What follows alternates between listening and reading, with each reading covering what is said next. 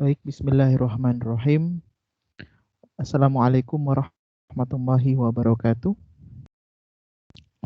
Waalaikumsalam warahmatullahi wabarakatuh. Baik, teman sekalian, saya sangat mengapresiasi kawan-kawan yang pada hari ini bersedia hadir pada bimbingan skripsi dan juga arahan umum secara terbatas ya.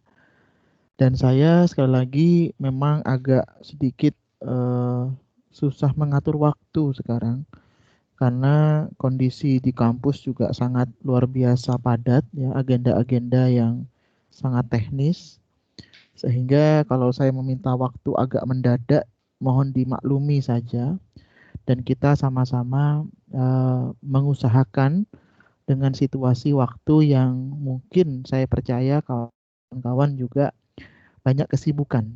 Namun dengan media online ini semoga tidak mengurangi semangat dan juga atensi kita semua untuk berkoordinasi, berkomunikasi, dan berdiskusi terkait dengan isu-isu yang berkaitan dengan penulisan. Emang ini Mbak Putri dan Mbak Novi ya,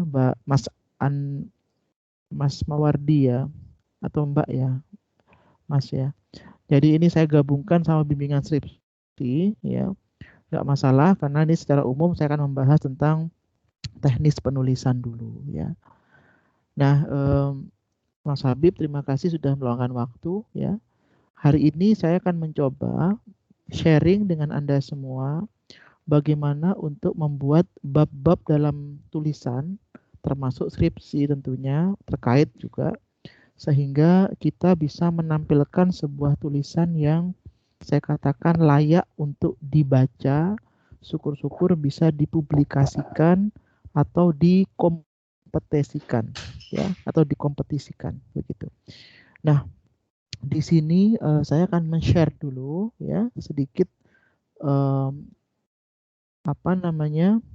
files ya yang terkait dengan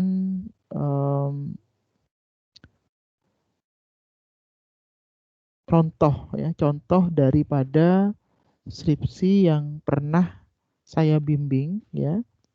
Bukan berarti ini lebih baik, tidak, namun harapannya bisa menjadi referensi kita dalam hal untuk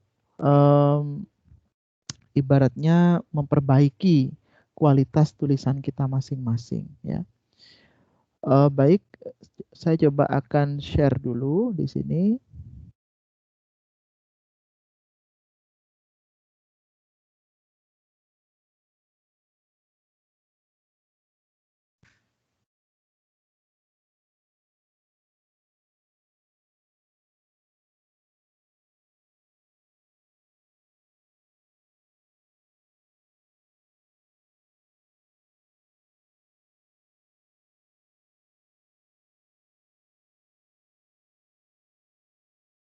Sebentar teman sekalian, ini kok saya tidak bisa share ini ya.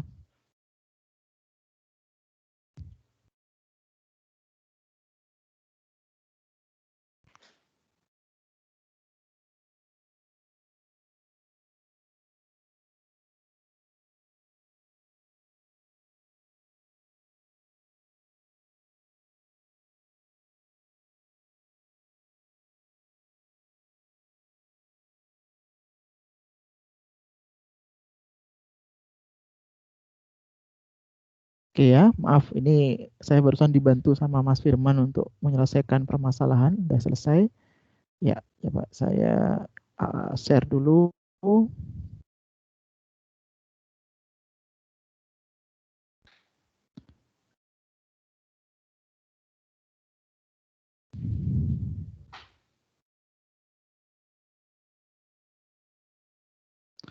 Ya, sudah kelihatan. Baik, ini contoh skripsi ya, tapi ini juga relevan untuk teman-teman yang akan menulis sebuah tulisan ya. Jadi yang pertama adalah kita masuk dalam judul ya. Judulnya ini dalam satu bahasa, nanti lihat formatnya. Pastinya judul ini harus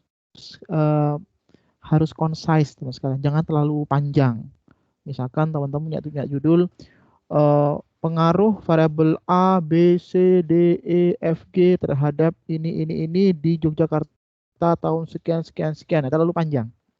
Jadi maksimal kalau judul itu adalah 12 kata. Kalau perlu lebih singkat lagi lebih bagus sehingga lebih mudah orang menangkap pesannya, ya. Itu pertama. Yang kedua adalah teman sekalian, ini kena skripsi ya. Saya kira ini saya nggak mau bahas sesuatu yang terlalu teknis, namun yang umum-umum saja, baik yang skripsi maupun non skripsi juga bisa mengambil pelajaran dari sini kira-kira. Yang berikutnya teman sekalian adalah dari sisi abstrak, ya.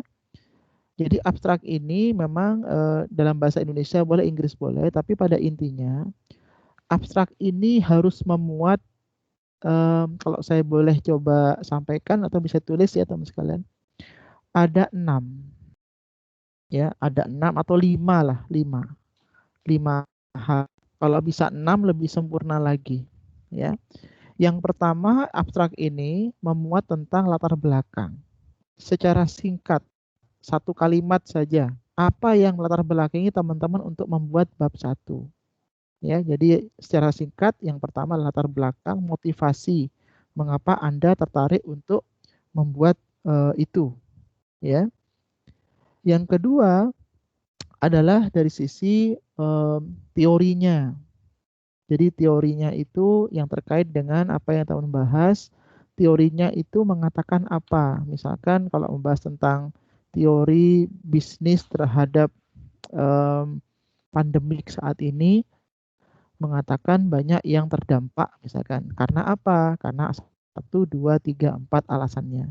Artinya poin yang kedua adalah landasan teorinya ada di situ. Yang ketiga adalah data dan metodologi. Jadi teman-teman akan menggunakan data apa? Data sekunder, artinya sekunder itu dari lapangan, dari data yang sudah ada, kayak BI, OJK, Mas atau Mbak ambil, itu namanya sekunder. Atau data primer dari orang langsung, misalnya dengan survei, dengan wawancara, ya. Itu adalah data. Yang kedua adalah metodologinya, apakah kualitatif atau kuantitatif. Kalau kualitatif berarti teman-teman melakukan elaborasi, menjabarkan. Biasanya ini dengan kekuatan literatur biasanya. Yang kedua adalah kuanti, berarti menggunakan beberapa software-software terkait. Jadi misalkan dengan Fuse, ya, dengan regresi, ya, softwarenya Fuse namanya, ada regresi dan sebagainya. Nah, setelah selesai di data dan metodologi, yang ketiga, yang keempat adalah hasil dan pembahasan. Jadi hasil dan pembahasan ini memaparkan tentang apa yang sudah teman-teman temukan dan menjawab rumusan masalah pada bab 1. Jadi dipastikan kawan-kawan itu ketika bab 4 itu sudah menjawab apa yang menjadi keresahan atau rumusan masalah yang tertera pada bab 1. Mas atau Mbak harus jawab itu, ya. Nah, setelah dijawab sudah, apa perlu kasih alasan juga, Pak? Alasan saya kira tidak perlu. Karena itu kita hanya abstraknya saja. Nanti alasannya di bagian kesimpulan nanti kita beri di situ. Tapi ini secara umum saja dulu, ya. Lalu yang kelima adalah kesimpulan dan rekomendasi. Jadi kesimpulan ini bagaimana teman-teman melakukan sebuah summary dari semua yang sudah ditulis dari bab 1 sampai bab 5. Ya, disummarikan di situ. Kemudian rekomendasinya adalah apa yang seharusnya dilakukan menyikapi kesimpulan. Misalkan kesimpulannya mengatakan di era saat ini pandemik bisnis mengalami penurunan yang luar biasa, ya, karena banyak pedagang atau pengusaha yang tidak bisa menjual barangnya karena kurang daya beli, gitu. Itu kesimpulan Anda. Maka rekomendasinya apa? Sebaiknya pengusaha mulai melakukan inovasi, kan begitu, yang bersifat teknologi atau bersifat virtual sehingga bisa kompensasi penurunan penjualan secara konvensional atau secara fisik. Misalnya begitu, ya. Nah, itu adalah rekomendasi di 5. Yang keenam, kalau teman-teman bisa juga, namanya adalah signifikansi. Jadi signifikansi adalah impact. Dari penelitian teman-teman itu berdampak apa? Misalkan teman-teman yang membuat software, misalkan software Anda itu berdampak terhadap memudahkan bertemunya penjual dan pembeli di dunia maya. Sehingga pada akhirnya bisa meningkatkan angka penjualan. Itu signifikansi, ya. Nah, jadi kalau sudah bisa 6 ini, ya, Anda bisa tunjukkan, saya kira Anda akan memiliki yang namanya abstrak yang lengkap. Kata kunci nanti silakan Mbak dan Mas menyesuaikan di situ apa-apa kata kunci yang relevan dengan penelitian Anda. Maksimal 5 ya teman sekalian ya. Jadi 5 kata kuncinya itu untuk bisa menjawab rumusan yang ada ini. Baik, berikutnya saya lanjut cepat saja. Ini nggak perlu. Saya langsung ke bab 1 aja secara singkat ya. Atau ini saya masuk ke daftar isi dulu. Jadi daftar isinya lebih kurang seperti ini ya. Nanti teman-teman ada pendahuluan dan sebagainya. Ini sudah saya kira sudah jelas. Saya masuk bab 1 dulu aja secara singkat. Jadi bab 1 ini kalau sekalian ya memuat 3 aspek utama. Kalau boleh mungkin saya sedikit sharing ya, baik itu yang skripsi maupun yang non skripsi. Yang pertama bab 1 ini secara umum dia menyampaikan sebuah fenomena terkini. Jadi isunya itu apa yang berkembang. Jadi teman-teman itu berangkat masuk ke bab 1 itu dari isu yang sedang existing. Apa yang menjadi sebuah keresahan sehingga itu harus dibahas. Ya. Nah, ketika Mas dan Mbak membahas itu, pasti Mas dan Mbak menampilkan data-data. Jadi tidak hanya sekedar bicara, tapi juga ada database-nya berupa grafik ya, berupa gambar. Nah, saya ingin meluruskan definisi gambar dan grafik. Yang saya lihat banyak yang salah mendefinisikan itu. Jadi ini adalah gambar. Ya, ini gambar. Dan gambar itu posisinya dia tidak perlu ada judul di atasnya. Jadi di atas ini nggak perlu ada judul, Mbak. Karena di bawahnya sudah ada judulnya di sini. Jadi nanti di sini nama, lalu sumbernya dari mana, ya. Kalau perlu ada tahunnya lebih bagus. Tahunnya tahun berapa ini diambilnya. Kemudian ada gambarnya di sini di bawah. Jadi gambar ini di bawahnya ini. Narasi gambar di bawahnya ini, ya. Nah, berikutnya untuk yang kedua adalah tabel. Ya, tabel. Tabel ini beda lagi. Jadi tabel itu berada di atasnya, Mbak dan Mas. Di sini sayangnya nggak ada ya contoh tabel ya. Nah, kalau nanti ada, semuanya sama dengan grafik, tapi dia posisinya di atasnya. Jadi di atasnya sini, jadi tabel 1.1 misalkan di sini di atasnya ini. Nanti sumbernya ada di bawah di sini sumbernya. Jadi posisi yang di sini yang digambar bawah ini pindah ke atas seandainya dia berupa tabel. Lalu berikutnya dalam penulisan apapun, skripsi maupun non skripsi, tolong dihindari. Jangan ada kata-kata berdasarkan tabel di atas, berdasarkan tabel di bawah. Jangan begitu. Langsung disebutkan berdasarkan tabel 1.1 adalah bla bla bla bla atau menggambarkan apa-apa-apa. Berdasarkan gambar 2.2 menggambarkan ini. Jadi langsung. Jangan atas, jangan bawah. Orang langsung bisa fokus. Oh, jadi gambarnya 2.1. Ini sering saya lihat. Tidak hanya skripsi, semua tulisan teman-teman begitu. Tidak langsung to the point. Ya. Ini mohon sama-sama kita perbaiki. Nah, itu yang pertama ya bab 1. Jadi Anda menampilkan tentang data-data ya. Nah, setelah itu Anda menampilkan yang namanya seharusnya bagaimana Mbak dan Mas. Jadi misalkan Mbak dan Mas melihat fenomena sekarang ini literasi keuangan digital itu rupanya masih berupa ide atau gagasan. Terbukti dari literasi masyarakat yang masih rendah misalkan. Masih 20%, 30% terhadap digital ekonomi. Datanya ada di situ. Padahal kalau kita lihat di negara-negara lain, Anda bandingkan sama negara-negara di dunia yang lain, digitalnya sudah, literasinya sudah sangat tinggi sekali, sudah beyond kita, udah 50%, 60% gitu.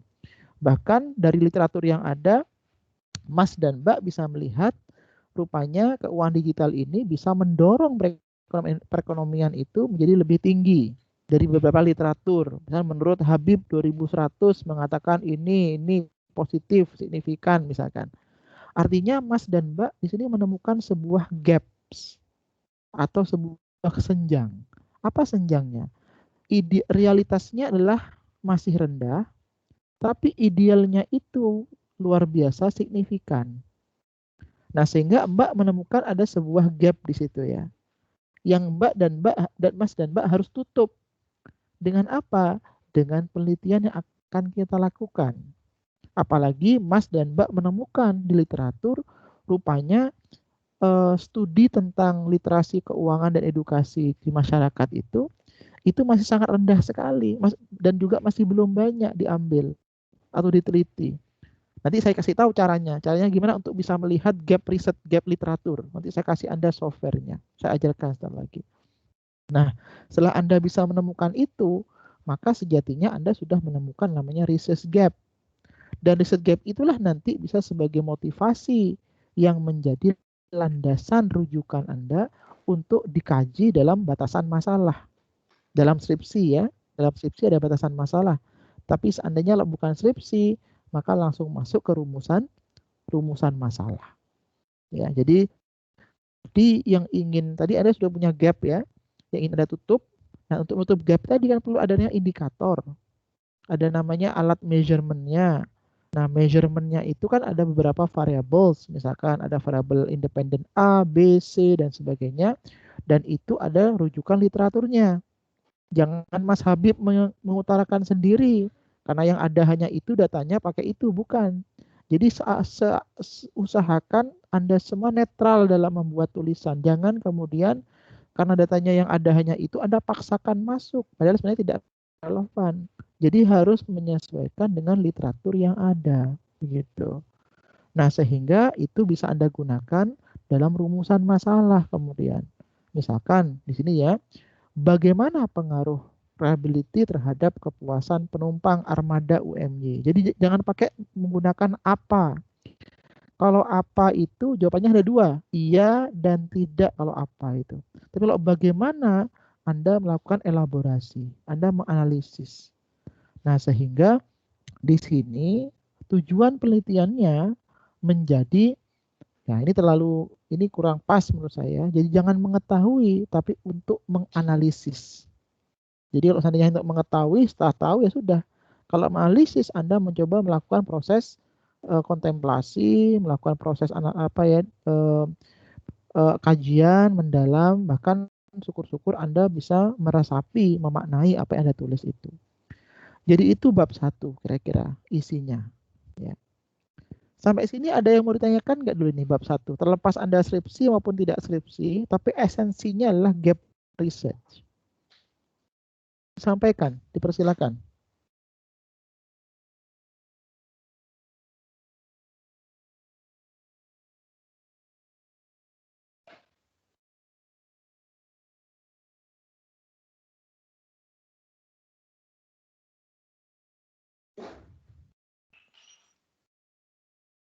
Oke, belum ya?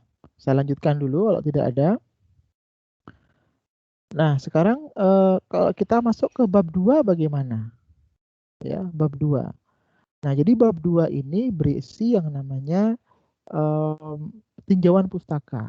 Ya. Nah, ini segmen yang sangat penting. Dalam tinjauan pustaka itu, kita punya dua hal yang cukup mendasar. Yang pertama adalah landasan konsep. Yang kedua adalah landasan teori. Ya. Jadi landasan konsep itu sebenarnya adalah definisi, Mas dan Mbak. Makanya Mas dan Mbak melakukan definisi. Apa tujuannya melakukan definisi? Untuk menyamakan persepsi. Jadi bisa jadi pemahamannya Mas Habib sama saya berbeda dalam mendefinisikan sesuatu. Definisi kepuasan menurut saya sama Habib mungkin berbeda. Tapi ketika Mas Habib memberikan definisi kepuasan, maka itu bisa mengarahkan kita semua untuk menyatukan persepsi itu. Jadi hakikat landasan teori, landasan konsep itu adalah untuk menyamakan persepsi.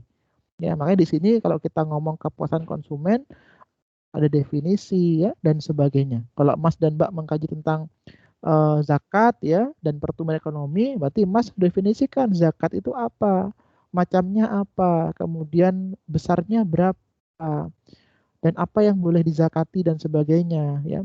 Dan pertumbuhan ekonomi itu apa definisinya. Tapi secara singkat tapi padat gitu loh. Jadi jangan cerita, tapi Anda mencoba melakukan ya, dibuatkan grafik seperti ini kan bagus, dibuatkan tabel-tabel gambar seperti ini bagus ya. Jadi jangan banyak copy paste dari berbagai sumber, tapi di combine gitu kira-kira. Nah, setelah selesai, Anda sudah punya landasan konsep, Anda masuk ke landasan teori. Nah, teori itu apa teori itu? Teori itu adalah yang sudah menjadi sebuah kesepakatan, teman sekalian. Misalkan dalam ekonomi makro, yang ekonomi ya backgroundnya ada namanya teori teori uang misalkan. Teori uang itu mengatakan dalam jangka panjang akan menimbulkan inflasi misalkan. Jadi itu yang menjadi bagian daripada teorinya. Sehingga teman-teman tadi tidak hanya konsepnya yang dipahamkan, tapi konsep itu dirajut dalam sebuah teori yang pakem.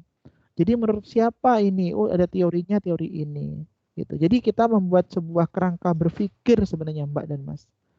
Nah, sehingga ketika Anda sudah punya landasan teori yang kokoh, ya, maka Anda bisa melangkah ke bagian berikutnya. Di sini kalau boleh saya sampaikan, ya, ada yang namanya penelitian terdahulu. Nah, ini yang nanti yang saya akan sampaikan dengan software insya Allah sebentar lagi. Caranya gimana? Nah, penelitian terdahulu ini ya tidak hanya sekedar seperti ini yang Anda tuh lihat di papan di depan ini ya. Ini sekedar hanya summary kalau boleh saya katakan. Jadi Mbak dan Mas melakukan summary, nama peneliti siapa, variabel apa, hasil apa. Ini summary saja. Tapi apakah ini yang dimaksud dengan literatur review? Ya. Jadi bedakan summary dengan literatur review itu beda. Kalau Anda sudah bisa mengcombine kedua-duanya, maka niscaya Anda akan memiliki sebuah hasanah berpikir yang lebih jauh, lebih komprehensif. Dan juga Anda punya pijakan. Mengapa kok variabel ini dipakai? Kenapa tidak variabel itu? Pengaruhnya apa dan mengapa? Yang penting kan mengapanya sebenarnya. Bukan hanya positif dan negatif saja, tapi mengapanya itu yang penting. Nah, kalau sudah Anda buat tabel seperti ini, ya, nanti akan saya ajarkan bagaimana Anda bisa menemukan literatur yang terkait, ya, secara efisien dan efektif, ya. Nah, Anda kemudian melakukan namanya kajian literatur. Seperti apa? Seperti ini, ya. Jadi kajian literatur itu mencoba untuk menarasikan dari yang sudah Mbak dan Mas buat di atas ini, ya, dalam sebuah satu kesatuan cerita. Kalau boleh saya katakan melakukan compare and contrast. Siapa yang sepakat dengan ide satu, siapa yang sepakat dengan ide dua, dan siapa yang sepakat dengan kedua-duanya, dan mengapa mereka sepakat dan mengapa mereka tidak sepakat. Jadi Mas tuh melakukan proses link and match gitu. Misalkan penelitiannya Mas Habib sama saya sepakat inflasi positif terhadap atau zakat positif terhadap pertumbuhan ekonomi. Tapi ada penelitian lain yang peneliti lain mengatakan tidak berpengaruh positif, malah negatif. Jadi dibandingkan dan dikontraskan. Kenapa kok saya sama Habib mengatakan positif, kenapa yang lain tidak mengatakan positif? Nah, itulah Anda elaborasi, disampaikan di sini. Disampaikan metodologinya apa, variabelnya apa, ya, dan sebagainya. Nah, sehingga Mbak dan Mas itu punya perspektif, mengapa kok ini begini, kenapa kok itu begitu di situ. Nah, ini sudah ada di sini contohnya ini. Ya, jadi akhirnya Anda nanti bisa menemukan yang namanya hipotesis. Jadi hipotesis itu akan muncul dengan sendirinya, Mas dan Mbak. Nggak usah Anda ketakutan atau Anda merasa nanti saya gimana, nggak usah. Ketika sudah silsilah berpikirnya sudah terstruktur. Jadi hipotesisnya kan akan muncul dengan sendiri. Oh, rupanya reliabilitas ini akan berpengaruh positif atau negatif terhadap kepuasan penumpang. Akan sendirinya akan terarahkan nanti Anda. Jadi pikiran Anda akan terarahkan dengan sendirinya. Asalkan prosesnya betul. Kalau prosesnya Anda tidak betul, Anda akan bingung sendiri. Makanya teman-teman yang bab 1 tuh belum pakem, belum settle, belum kokoh, bab 2 kan pusing. Dan sebaliknya ketika bab 2 belum settle, bab 3 pusing. Apalagi bab 4, apalagi bab 5. Ujungnya tidak menemukan ruhnya. Sekedar selesai tapi nggak paham apa yang ditulis itu sebenarnya. Tapi kalau Anda mengikuti sequence ini, ya step by step, betul-betul memahami, membaca, dan secara mendalam juga memahami, insya Allah akan menemukan sense-nya. Sehingga Anda akan bisa mempertanggungjawabkan tulisan Anda itu ketika dipertanyakan oleh forum nantinya. Ya. Jadi hipotesis ini muncul nanti dari yang sudah Anda buat sebelumnya, entah itu positif, negatif, dan sebagainya. Ya. Nah, setelah itu, setelah selesai bab 2 ini selesai, nanti Anda masuk ke model penelitian. Jadi model penelitian ini adalah sebuah miniatur kecil dari hipotesis, dari penelitian sebelumnya, dari teori yang sudah digagas. Akan muncul nanti seperti ini misalkan nanti. Jadi ini muncul ini bukan Anda meraba-raba dari awal, tapi Anda sudah terarahkan pikiran Anda sehingga ini hasilnya akan begini, akan positif dan sebagainya. Bahkan akan dibuat framework lebih kompleks, dipersilakan. Jadi model penelitian ini semacam miniatur kecil yang menggambarkan riset Anda secara umum dan akan dibawa kemana riset itu. Nah, sekali ini sudah selesai, Anda sudah settle dengan model ini, maka Anda akan masuk ke bab 3. Bab 3 ini hanya satu kata kuncinya, bagaimana Anda membuktikan hipotesis itu. Kan begitu. Caranya gimana Anda bisa membuktikan hipotesis Anda itu benar atau salah? Dengan namanya metodologi penelitian, cara meneliti itu. Di sini ada subjek, ada objek, ada jenis datanya ya. Ini saya kira teman-teman nanti bisa baca di sini. Kemudian juga ada jenis data dan sebagainya. Ya. Oke, coba saya masuk lagi. Maaf tadi agak terkeluar.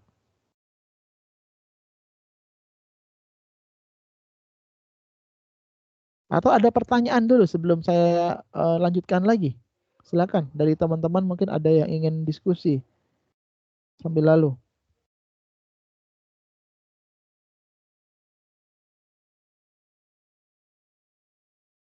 Kalau nggak ada, saya lanjutkan lagi ya. Jadi ini saya akan coba pelan-pelan ya meluruskan pemahaman Anda ya, dan syukur-syukur Anda nanti bisa lebih mudah dalam membuat skripsi dan sebagainya ya.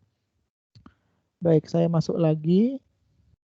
Dan teman-teman yang belum bergabung silakan diinformasikan ya sehingga tidak mengulangi kesalahan-kesalahan yang ada sebelum-sebelumnya. Jadi Anda bisa lebih efisien dan efektif membuat skripsi atau mungkin kayak tulis lainnya.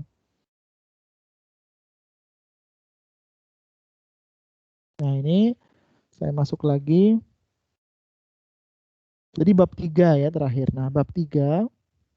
Nah, jadi bab 3 ini berisi definisi-definisi operasional variabel.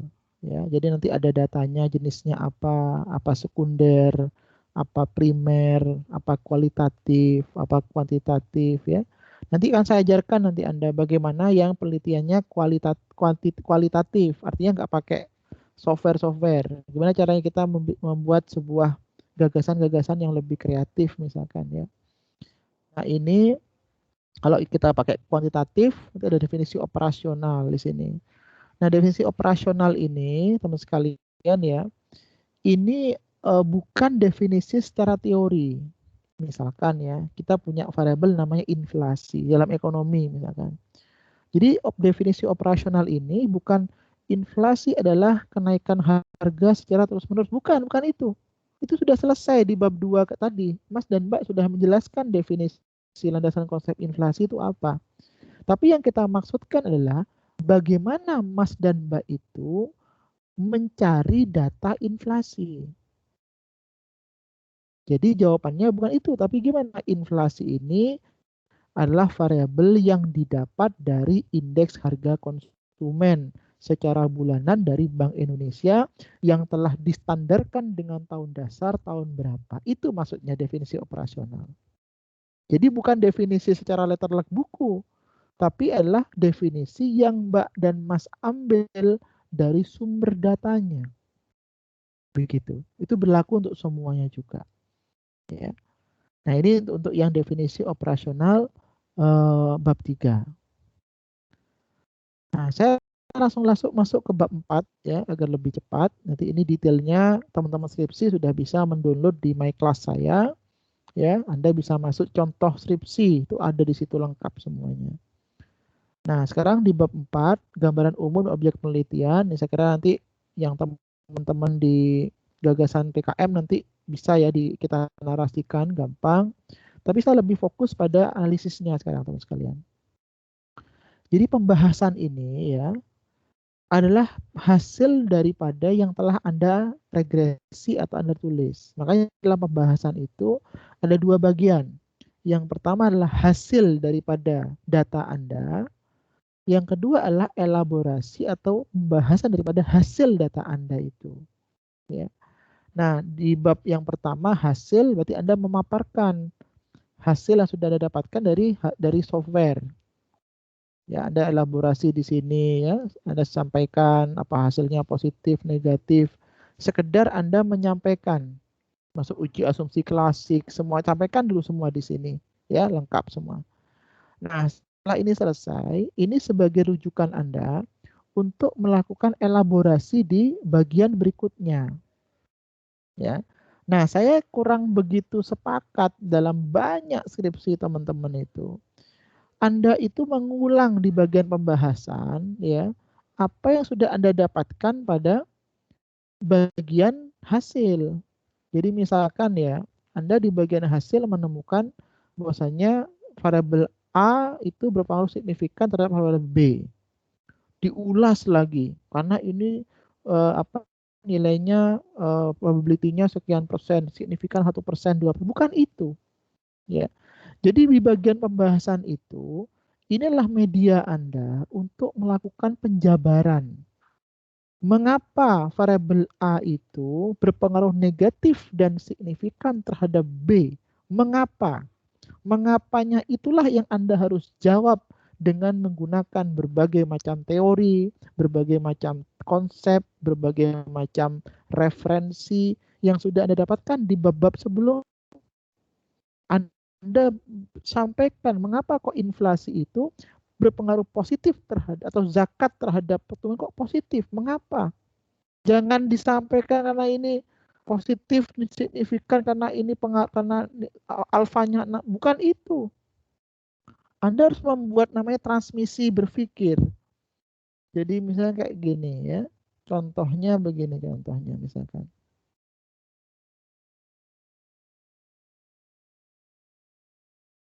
Nah seperti ini. Jadi Anda itu menyampaikan ini. Jadi reliability misalkan ya dalam konteks skripsi ini berpengaruh positif terhadap kepuasan penumpang. Mengapa? Karena ini alasannya. Nah, ini semua alasan ini bersumber dari referensi Anda yang sudah dibaca, teorinya apa, konsepnya apa. Ini dielaborasi Mas dan Mbak, diperjelas ya. Inilah yang menjadi kekuatan Anda. Mengapa kok jadi bukan yang dilihat itu tandanya. Kalau tandanya nggak sesuai sama teori, Anda merasa takut. Jangan, bukan itu. Tapi yang pasti adalah alasannya yang penting. Nah, saya merasa agak kurang teman-teman yang sudah sering saya uji itu melakukan elaborasi alasan. Jadi ininya nih hilang, Mas. Nggak terlalu jelas. Malah saya yakin dia nggak paham juga apa yang ditulis tuh. Jadi nggak bisa menjabarkan mengapa kok ini ke sini positif, kenapa kok tidak negatif. Karena nggak punya landasan konsep, teori dan referensi yang kokoh gitu loh. Nah, jadi ini mohon nanti baik itu yang PKM maupun skripsi, alasan ini yang harus kita perkuat. Apapun tandanya, hasilnya, kita nggak urusan itu. Yang penting argumentasinya harus kokoh. Sepanjang Anda bisa mempertahankan argumentasi, saya percaya nanti kawan-kawan penguji akan memahami, bahkan akan apresiasi. Begitu ya. Nah, yang terakhir adalah kesimpulan dan saran. Ya, ini yang penutup ya. Nah, jadi kesimpulan ini menjawab rumusan masalah yang sudah teman-teman buat di bab 1. Jadi kalau bab 1 teman-teman tuh rumusannya adalah bagaimana pengaruh A dan B, itu harus dipastikan dijawab di simpulan. Jadi berdasarkan hasil regresi menunjukkan bahwa reliability berpengaruh positif terhadap kepuasan, lalu dikasih alasan mengapa, karena apa. Nah, ini karenanya. Nah, karena ini bukan karena teman-teman berpikir sendiri, tapi ini diambil dari argumentasi yang sudah dielaborasi di bab 4. Jadi antara bab 4 sama penutup ini ada kaitan gitu. Jadi saya lihat kadang-kadang di bab 5 sama bab 4 ini nggak nyambung gitu loh. Jadi nggak yang Anda jawab, Anda ngomongkan ketika Anda di bab 5, ini nggak ada di bab 4-nya. Bahkan yang paling parah lagi itu teman-teman itu menjawab sesuatu yang tidak pernah ditulis di bab deskripsinya. Jadi ketika saya uji, kenapa kok ini positif negatif? Dijawabnya bukan dari skripsinya, tapi dia berpikir yang lain gitu loh. Artinya apa? Skripsinya tuh nggak komprehensif, nggak paham sebenarnya dia. Jadi yang Anda jawab itu adalah berdasarkan apa yang Anda tulis. Alangkah lebih wibawanya lagi seandainya Anda mengarahkan. Misalkan ditanya pengaruh ini kenapa kok positif dan negatif, misalkan diarahkan saja dosennya atau pengujinya atau siapa, dibuka halaman sekian, paragraf sekian, di sana Anda jawab. Itu akan sangat bagus sekali. Berarti Anda benar-benar memang memahami. Nah, selesai kesimpulan, kita masuk ke rekomendasi ya. Nah, rekomendasi atau saran ini adalah respon daripada kesimpulan. Semisal ya, misalkan Mas dan Mbak itu mengamati sebuah fenomena.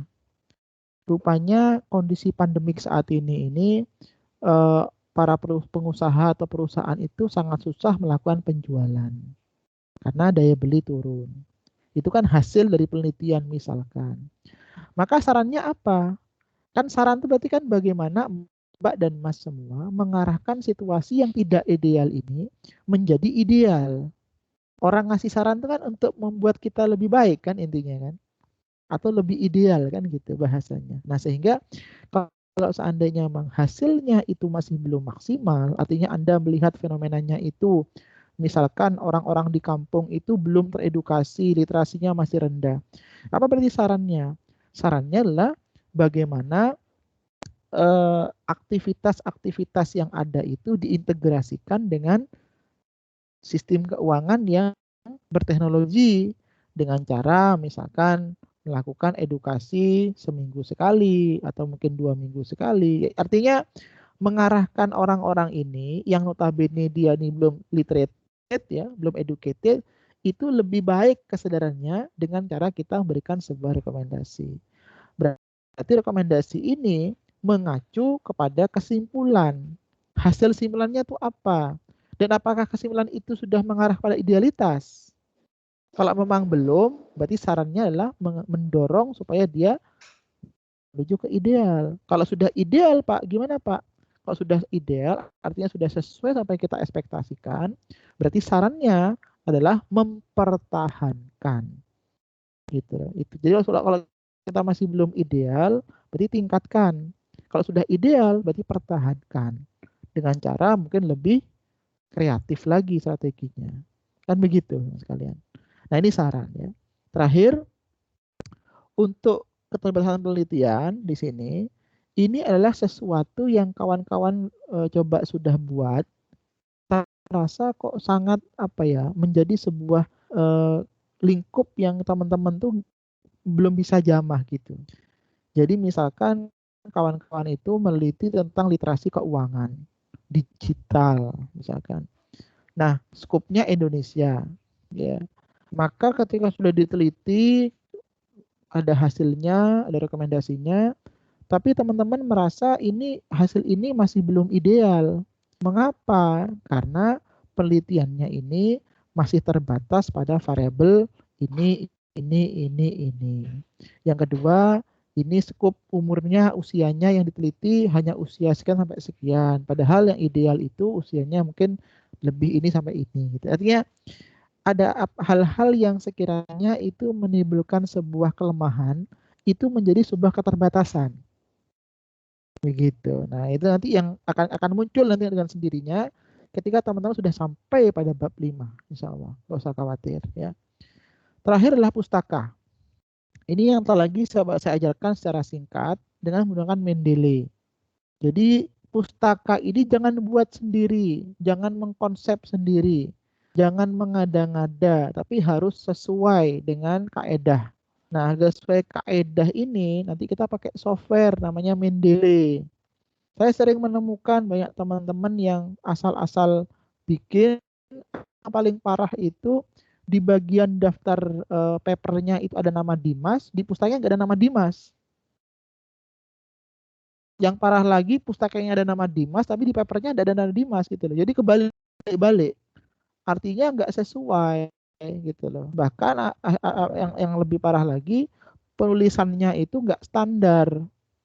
Jadi seanunya, sekenanya gitu loh. Nah, karena tidak tahu caranya. Nah, ini saya ajarkan lagi dengan menggunakan Mendeley. Ini memang sepele, teman-teman. Tapi kalau Anda memahami ini, insya Allah tulisan Anda menjadi rapih. Ini kayak gini kan rapi nih, kalau Anda perhatikan ini kan. Yang Mas dan Mbak bisa lihat di depan kan rapi ini tulisannya. Nah ini. Dan alfabetik ya, jadi dari A sampai Z. Oke, ini sekilas tentang skripsi. Saya langsung masuk saja biar cepat. Atau ada pertanyaan dulu sebelum saya lanjutkan?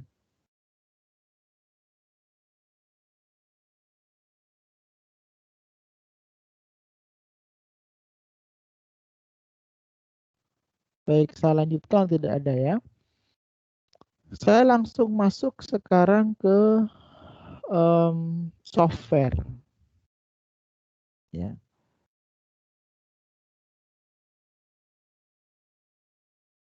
Atau ke Mendeley dulu ya. Saya masuk ke Mendeley dulu. Sedikit teorinya dulu ya, Mendeley. Nanti saya masuk ke pelatihannya. Singkat aja, ini gampang. Yang belum pernah dengar, ini saya sampaikan ya tentang Mendeley. Yang belum download, silakan download, install dulu. Jadi Mendeley inilah software ya yang dibuat untuk mempermudah namanya academic references. Ya, jadi nanti ini gambarnya nanti seperti ini, nanti saya akan tunjukkan di ini. Jadi nanti akan mempermudah Anda untuk mencegah plagiarisme, mempermudah untuk bibliografi, membuat referensi maksudnya, ya, membuat secara cepat dan juga informasinya lebih mudah, ya. Nah, nanti saya sampaikan, nanti ada Mendeley, dia ada desktopnya, ada online-nya, ya, bisa dua-duanya.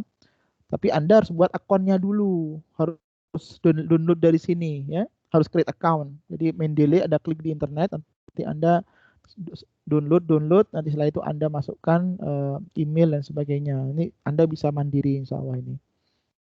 Nah, setelah itu nanti kita akan belajar cara untuk mengimport, ya, mengimport. Ini caranya untuk install, ya, sederhana kayak pada umumnya, ya. Kemudian nanti tampilannya seperti ini, ya. Nanti akan saya sampaikan praktisnya, ya.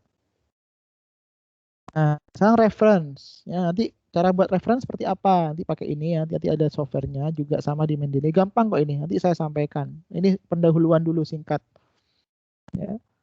Nanti cara untuk mengimpor bagaimana, Sekarang yang penting teman-teman sudah menginstall Mendeley ya. Jadi nanti tinggal kita bisa buka bareng-bareng. Sana bisa kita lakukan sekarang. Ya. Nanti kita bagikan untuk memasukkan folder, masukkan files, mengimpor ya, entry manual dan sebagainya. Nanti kita buat seperti ini. Nah, jadi nanti dalam import dokumen itu dia berbentuk PDF, teman sekalian. Jadi usahakan paper yang teman-teman akan upload ke Mendeley berbentuk PDF. Selain PDF bisa tidak, Pak? Bisa, berbentuk namanya RIS nanti. Nanti saya ajarkan juga ya, tapi bertahap.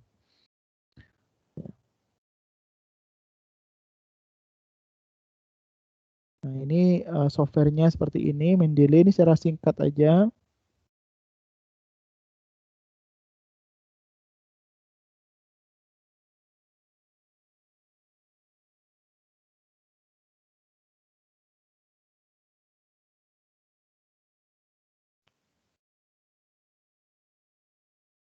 Nah, sekarang citation. Ya.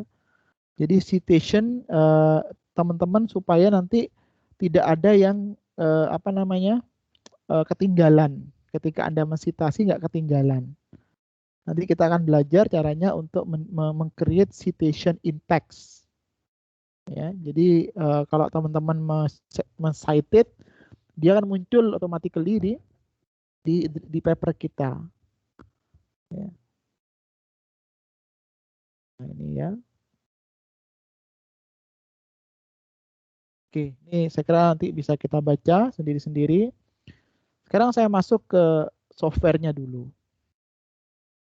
Saya anu dulu. Ada pertanyaan dulu mungkin?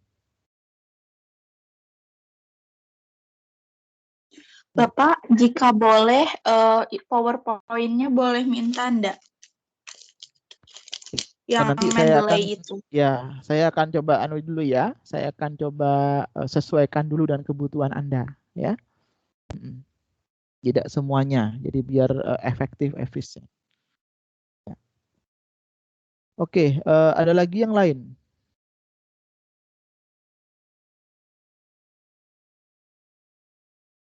Teman-teman skripsi sudah semua ya, jelas ya. Saya jangan sampai nanti Anda teman-teman skripsi mengulang-ulang yang sudah salah ya. Kalau bisa Anda mulai menyesuaikan diri dengan aturan yang ada. Baik, saya lanjut lagi tentang penggunaan software yang saya katakan ini bagus banget, memudahkan kita. Ya, nama softwarenya adalah RIS. Ya, jadi software ini ya sangat bermanfaat sekali untuk bisa melakukan pencarian secara otomatis tentang apapun yang sedang Anda cari dalam referensi yang Anda butuhkan. Ya, kalau Anda memang belum install, Anda install, namanya adalah Publish or Perish. Untuk Windows ada, untuk Mac juga ada. Yang sudah install, mari kita sama-sama buka. Yang belum, mohon diperhatikan sekali. Ya. Karena ini saya yakin tidak semua mahasiswa tahu. Bahkan kalian mungkin orang yang paling mungkin termasuk yang awal-awal tahu ini. Ya, dan saya pun juga dapat ini baru-baru kemarin. Sehingga saya punya kewajiban moral untuk menyampaikan pada Anda. Supaya apa tujuannya? Meningkatkan kualitas tulisan Anda.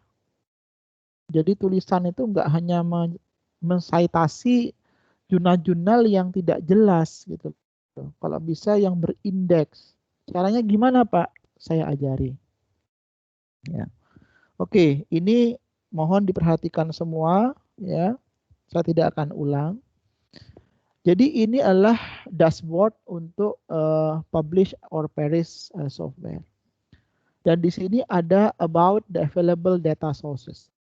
Artinya inilah sumber-sumber databases yang memuat paper-paper yang terindeks di Crossref, di Google Scholars, Google Scholars Profile, PubMed, Microsoft Academic, Scopus, and Web of Science. Jadi ini sudah dikategorisasi dan software ini sudah diformat untuk memudahkan pencarian kita. Misal, Mas Habib kemarin saya coba lihat papernya masih sangat jauh dari ideal tentang zakat and economic growth. Ya.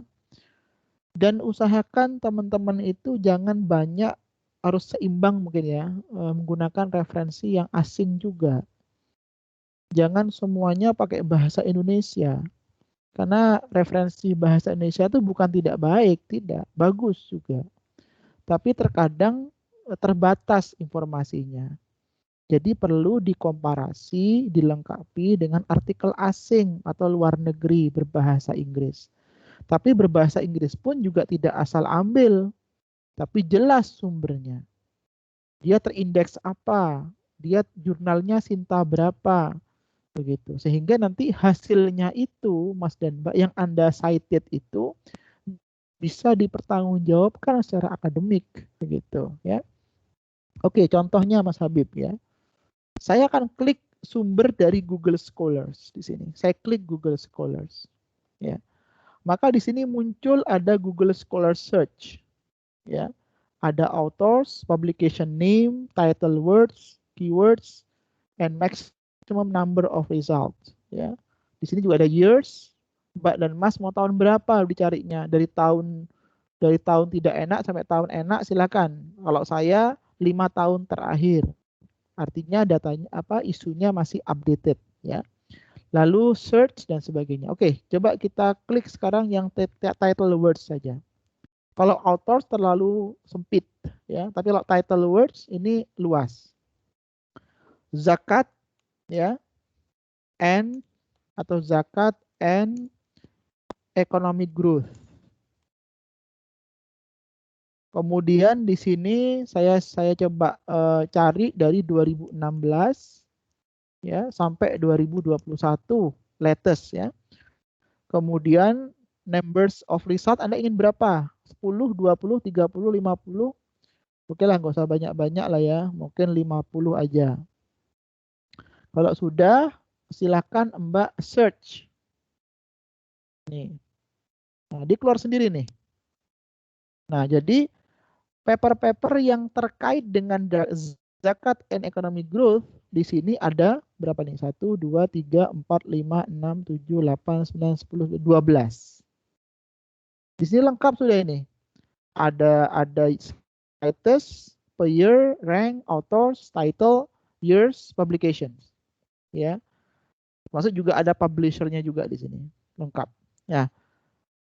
Apakah kita bisa mendownload ini, Pak? Bisa. Klik 2 kali di sini. Klik 2 kali, nanti kalau seandainya dia memang open source, maka dia bisa di-download PDF-nya. Terus seandainya dia ini tidak open source, nanti ada pakai Skihub. Saya kira teman-teman sudah sangat familiar dengan itu ya. Jadi Skihub langsung masukkan DOI-nya atau masukkan link website-nya, maka dia akan otomatis akan terbuka. Ya.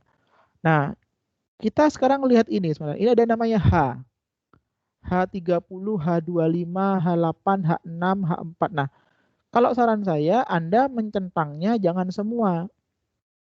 Tapi diambil saja yang hanya ini ada hanya. Berarti apa? Kalau ada H ini, artinya paper ini, paper yang sering dirujuk, sering dijadikan referensi. Bukan hanya sekedar paper asal ada. Ya. Nah, Anda bisa klik di sini Mas dan Mbak. Ya, misalkan ya, saya klik di sini, saya 4 ya, ada H30, H25, H8, H6 yang saya ambil. Dan semuanya terkait dengan zakat and economic growth. Dan memang saya pakai bahasa Inggris di sini. Indonesia ada Pak? Ada juga Indonesia. Kalau Anda mau cari juga bisa. Tapi kita kan ingin lebih broaden ya, lebih luas gitu. Nah, kalau sudah, ini kemudian saya ingin download ini atau ingin saya impor ke Mendeley. Kenapa? Karena saya ingin membuat referensinya. Ya. Kalau Anda ingin membuka, tadi sekali lagi ini diklik 2 kali. Klik 2 kali dia akan masuk ke linknya. Ya, kalau Anda nggak percaya silakan. Nah, silakan setelah itu Anda masuk ke ini sebelah kiri ini ada save result. Ya, ada save result sebelah sini, ya, di sebelah kiri bawah ini. Save result, setelah itu Anda masuk ke yang namanya results as risk or rev manager. Ya. Ini teman-teman saya percaya baru pertama kali ini. Anda tahu ini, saya pun juga baru tahu, makanya saya beritahu Anda segera supaya Anda bisa sama-sama mempraktekkan. Nah, result as risk or rev manager, klik sekali. Nah, di sini kemudian Anda muncul, ya, ada file di situ. Di sana, di sini tidak ada di tayangan MS Team nggak ada, tapi itu kayak orang nge-save itu, Mbak. Kalau orang nge-save tuh ada save-nya keluar ya dia. Nah, saya save misalkan zakat and development misalkan ya. And development saya simpan di folder yang saya gampang untuk nyari. Langsung saya save. Jadi file name-nya diganti bidang yang tadi yang sesuai Anda tadi, zakat and development, zakat and growth misalkan, lalu save. Nah, setelah di save kemudian ya Anda masuk ke yang namanya Mendeley. Ini saya close dulu ya, saya masuk ke Mendeley. Ya, saya masuk ke Mendeley. Mendeley ini, Mendeley. Oh sebentar, saya belum buka. Saya buka Mendeley saya dulu. Kalau Anda bisa memahami ini, Anda insya Allah nggak akan susah membuat paper.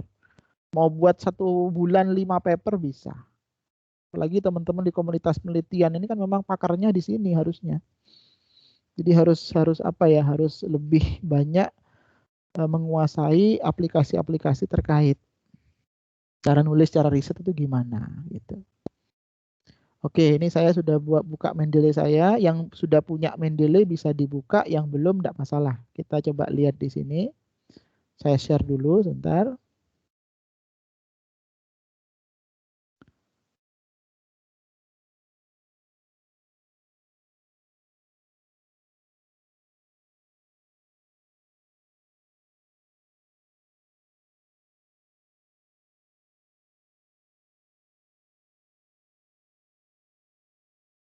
Oke, ini saya buka. Oke, muncul ya. Nah, di situ adalah ini namanya desktop ya, dashboard atau desktop daripada Mendeley. Ini filenya karena saya sudah banyak menyimpan file di saya, jadi jangan dilihat secara ini. Ini saya sudah praktekkan sejak 4 tahun yang lalu. Jadi sudah saya punya banyak file di sini. Oke, kita ingin sekarang ibaratnya mengimpor ya, mengimpor tadi yang sudah kita dapatkan beberapa file di software sebelumnya. Kita ingin impor masuk dalam Mendeley, ya kan? Nah, sekarang caranya gimana? Caranya adalah Anda meng-create dulu folder di sebelah kiri ini. Ya, jadi ini foldernya di-create di sebelah kiri. Ini ada folder, mungkin saya namakan zakat ya and growth misalkan ya. Ini sudah saya buatkan folder di sini ya. Nah, setelah Anda buat folder, maka Anda masuk ke atas. Di sebelah kiri atasnya namanya ada add. Ada add di sini. Nah, kita add files. Add file di situ ya. Nah, dia proses membuka. Nah, ini. Nah, dia sudah proses mencari sekarang. Nah, tadi saya meletakkan folder tadi di mana? Save tadi saya sebelumnya. Oh, saya letakkan tadi di sini, misalkan ya.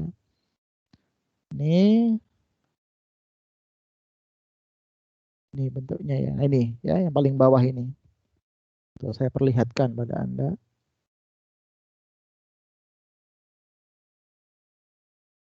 Nah, ini ya, zakat and development risk. Saya klik. Nah, ini masuk ke sini. Ya. Terimpor dia dalam Mendeley. Nah, saya sekarang ingin tahu isinya apa sih paper ini? Klik aja yang atas. Ini. Dia keluar sebelah kanan. Rupanya ini berupa buku, Mas. Jadi dia akan automatically memberikan kita informasi. Oh, dia buku The Influence of Zakat on Economic Growth and Welfare Society Indonesia. Pengarangnya ini. Mendeley sudah membantu Anda cara membuat autornya gimana. Sudah ada di sini. Lalu tahunnya tahun berapa? Ada. Abstraknya tentang apa? Oh, ini ada ini abstraknya. Ya, bisa dibaca sendiri di sini. Nah, selebihnya kosong. Ya, publishnya juga sudah ada. Nah, selain semua, yang kedua tentang apa? Oh, kedua tentang ini. Ada ini sudah. Ketiga, keempat sudah ada semua lengkap. Ya, nah kalau sudah lengkap gini, kita mau buat yang namanya referensi kan? Caranya gimana caranya? Di blok aja 4.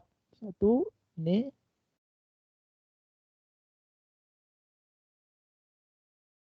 Ya, di blok ya, di blok 2, 3, 4. Ya, di blok semua, klik kanan. Ya, klik kanan, lalu copy as.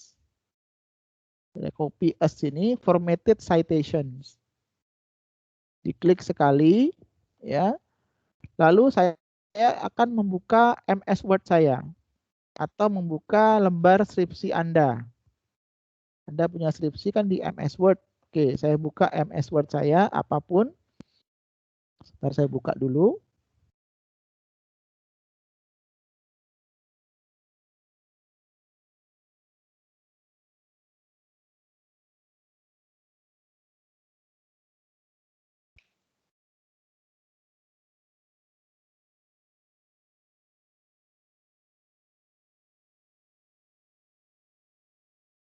Ya, sudah saya buka di MS Word.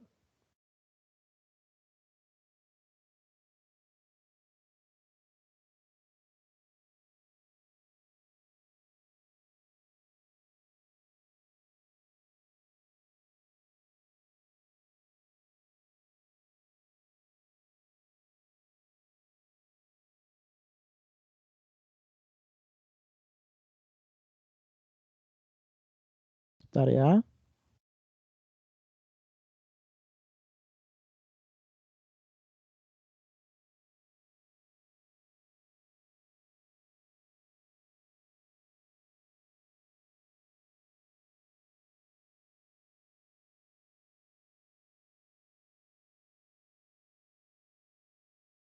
Oke.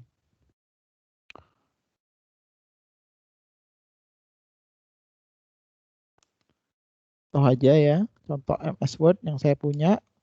Nah, saya tinggal paste di sini, Ctrl V. Ctrl V. Ini. Ini adalah referensi yang tadi sudah saya copy paste dari paper tadi. 5 menit selesai. Dan sudah standardized. Sudah sesuai dengan kaidah. Ya. Nah, ini yang namanya Mendeley, ya. Nah, selanjutnya ya, teman sekalian, tadi saya balik lagi ke software tadi, publish or perish tadi, ya.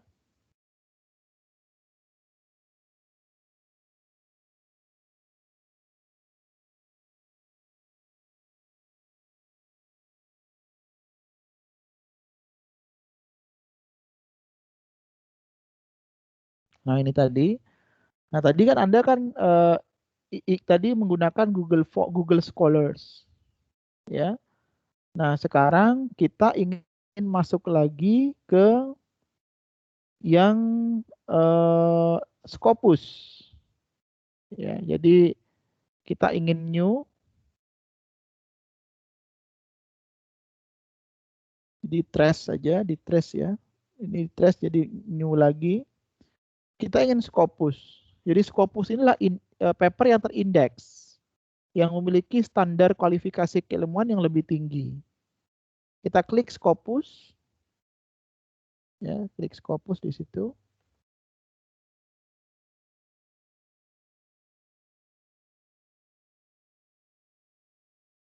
Bentar, nggak bisa ya. Bentar.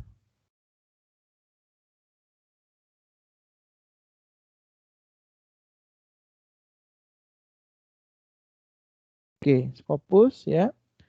Lalu kita masukkan zakat and growth and economic growth. Kemudian Anda mau tahun berapa? 2016 misalkan sampai 2021. Lalu kita search.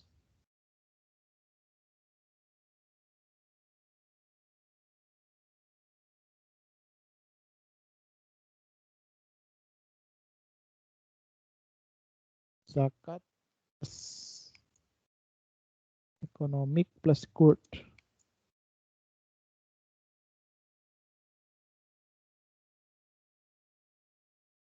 Nggak ada.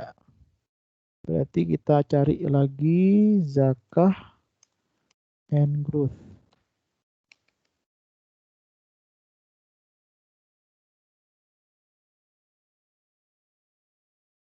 Oh, nggak ada ini, nggak bisa.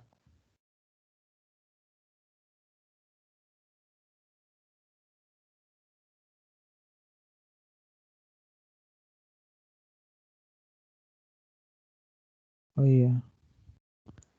Zakat plus growth.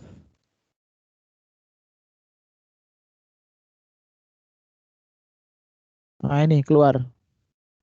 Ya. Nah, ini semua adalah paper-paper yang terindeks di Scopus, teman sekalian. Jadi kalau Anda buka paper ini, pasti paper ini nggak bisa di-download secara free. Dia harus bayar. Ya, tapi ini nanti Anda bisa pakai Skihub untuk bisa membuka itu. Jadi yang indeksnya ada tulisan hanya saja. Caranya sama, nanti diimpor dulu ke Mendeley, itu Anda bisa membuka papernya dari situ dengan Skihub, lalu setelah itu Anda bisa baca, Anda masukkan dalam referensi Anda. Ya. Jadi kalau Anda bisa mencari-cari seperti ini, maka automatically nanti Anda sudah bisa memiliki literatur review yang sangat banyak dan sangat mudah, serta sudah jelas ini terindeks apa. Kalau begitu. Baik, dari sampai sini ada yang mau ditanyakan sebelum kita akhiri? Saya kira saya sudah cukup ini menyampaikan tentang teknik menulis ya dengan menggunakan software ini, tapi memang masih banyak yang belum saya sampaikan, tidak bisa saya selesaikan dalam waktu cepat. Tapi untuk Anda saat ini sudah cukup. Kalau Anda bisa mengimplementasikan ini, saya percaya Anda akan memiliki literatur review yang sangat lengkap, komprehensif, kemudian berbobot ya, tidak asal ambil paper tapi juga jelas dia apa, paper apa ya. Begitu dengan software ini. Ini free teman sekalian. Silakan Anda bisa download sendiri ya. Baik, ada pertanyaan? Mohon maaf Pak, jika mengambil itu jurnal 10 tahun terakhir tidak Bisa, apa-apa. nggak masalah. Justru kalau saya pribadi itu jurnal itu kan tidak harus sepanjang masih relevan dan itu ingin Anda baca untuk menutup gap research, lalu mencari argumentasi yang kokoh dan terkait sama skripsi Anda, kenapa tidak? Bebas, Mas Habib. Tapi untuk mengetahui isu, memang idealnya 5 tahun. Karena kan isunya masih hangat ya. Gitu. Tapi untuk yang sifatnya metodologi dan sebagainya bisa dirujuk ke beberapa tahun sebelumnya. Begitu Mas Habib. Baik Pak, terima kasih. Ada lagi? Terkait jika kita ngambil di buku gitu, kita sama Pak. Maksudnya kita ke perpus gitu, tapi menyesuaikan sesuai dengan itu Pak, panduan skripsi itu Pak. Nggak masalah. Yang penting menggunakan Mendeley. Jadi kan yang penting kan nanti penyajian referensinya itu menggunakan kaidah Mendeley. Jadi di Mendeley kan sudah ada tuh jenisnya. Coba ya saya tunjukkan pada Anda ya dalam Mendeley itu. Anda harus sudah mulai apa ya teman-teman, mulai belajar tentang tools yang terkait dengan penulisan. Misalkan ya, ini saya klik, ini kan di sebelah kanan, kan banyak nih jenisnya. Ada book section, case, computer program, ya. Ada juga ada journal articles, magazine, newspapers article, ya. Ya, ada report, ya. Ini tesis. ini masing-masing dia punya format yang berbeda. Kalau Anda klik misalkan ini report, ini beda dengan buku yang isiannya tuh beda. Dan nanti penyajiannya juga beda penyajiannya. Gitu. Jurnal artikel juga beda ini. Jadi nanti penyajiannya juga beda. Jadi Mendeley ini memudahkan Anda sejatinya untuk mengenerate referensi. Begitu, Mas. Terkait tadi katanya ada seandainya itu harus login dulu, Pak. Harus apa? Yang tadi membuka jurnal yang terkunci itu untuk membacanya gimana, Pak? Pakai Skihub. SCIHUB. Mohon maaf, bisa diulang kembali nggak, Pak? Di sini teman-teman sudah yang pernah membuka itu tidak? Saya sudah, Pak. Nah, itu ada yang sudah itu. Yang sudah nanti saling berbagi aja ya. Nah, jadi caranya bagaimana? Jadi karena Skihub itu kan ya sebenarnya tidak disarankan. Kita hanya di balik layar aja bicara itu. Karena itu kan biasanya banyak paper-paper bagus itu yang dikunci, nggak bisa dibuka gitu loh, Mas. Kalau memang dibuka perlu bayar. Nah, jadi solusinya dan menggunakan itu dan ketika memakai itu bisa dibuka sehingga kita bisa baca isi daripada paper itu. Dan biasanya paper-paper yang bagus memang, yang sangat-sangat apa ya? Ya, saya katakan memang kualifikasinya tinggi lah gitu. Dan memang pemahamannya juga lebih ekstra. Gitu. Oke, ada lagi yang lain? Izin bertanya, Pak. Ya. Kan biasanya kalau untuk mengutip tuh ada yang formatnya dia di akhir kalimat itu, sama ada yang kayak menurut Karim misalkan gitu, Pak. Tahun 2010 bla bla bla. Nah, itu yang Karim 2010-nya itu kita ketik manual atau bisa menggunakan Mendeley itu, Pak? Bisa. Tadi ada di anunya, di Excel tadi apa di slide tadi. Nanti saya share slide-nya ya. Nanti Anda silakan nyoba sendiri ya, Mbak ya. Itu nanti bisa di-linkkan antara paper yang Anda cited dengan referensinya. Artinya Anda tidak kehilangan citasi. Maksudnya Anda bisa dibantu dipastikan referensi yang Anda ambil itu tertera sudah dalam Mendeley dan juga dalam referensi gitu. Artinya tidak hilang gitu, Mbak. Nah, nanti ada di anunya ya. Coba saya share kemudian. Ya, Oke, lainnya? makasih, Pak. Cukup ya. Oke, cukup saya kira. Saya jam 1 ada rapat lagi nih sampai jam 3 teman sekalian. Jadi ini saya kira sedikit pelatihan teknis ya tentang menulis tidak hanya skripsi, apapun karya tulis. Kalau Anda sudah memahami ini, insya Allah tidak ada yang susah, tidak ada yang tidak bisa Anda selesaikan. Hanya masalah konsistensi, komitmen, fokus, ya, kemudian mau untuk belajar, mau untuk membaca. Insya Allah bisa. Ya. Baik, saya kira itu saja ya yang bisa saya sampaikan pada hari ini. Ya, semoga yang sedikit ini bermanfaat. Dan silakan Anda bisa mencoba-coba sendiri tadi. Dan kalau ada yang belum jelas, didiskusikan lagi. Dan ini sudah saya rekam, nanti saya masukkan di YouTube saya. Nanti silakan saya kasih linknya untuk Anda mau buka kembali. Baik, cukup saya kira teman-teman sekalian. Mari kita akhiri dengan lafaz hamdalah bersama-sama. Alhamdulillahirrahmanirrahim. Baik, saya akhiri. Billahi taufiq wal hidayah. Wassalamualaikum warahmatullahi wabarakatuh. Waalaikumsalam warahmatullahi wabarakatuh.